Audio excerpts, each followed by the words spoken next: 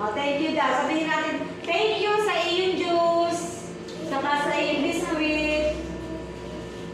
Mamaya may biscuit kayo.